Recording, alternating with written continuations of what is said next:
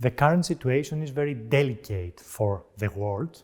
The continuation of the war in Ukraine after the beginning of the invasion of the 21st of February 2022 is the most important development that affects the policy of the United States as well as of the European Union.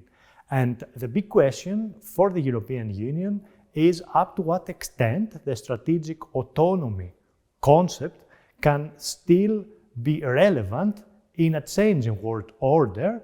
And within this world order, we see that the United States, naturally, they have the upper hand, as it is mainly NATO, the main body that deals with the challenge that is currently ongoing in Ukraine.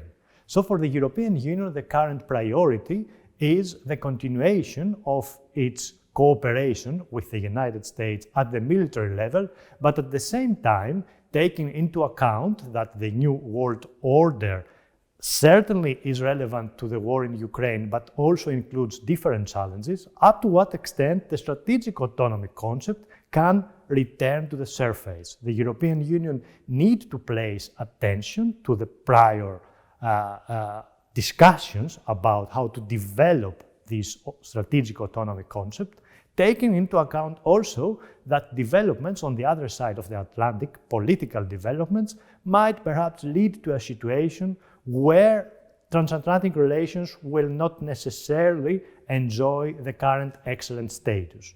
At the same time, obviously, China is a key actor which is playing a catalytic role in shaping especially economic developments.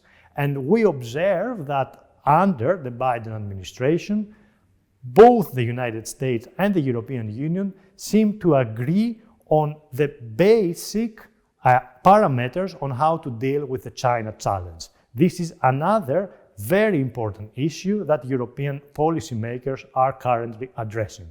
For sure, the war in Ukraine will define future developments. So it is the invasion itself and the evolution of the war that certainly defines the characteristics of the international system. It is very hard to predict the day after, taking into account that even the scenario for the usage of tactical nuclear weapons by Russia in Ukraine is on the agenda.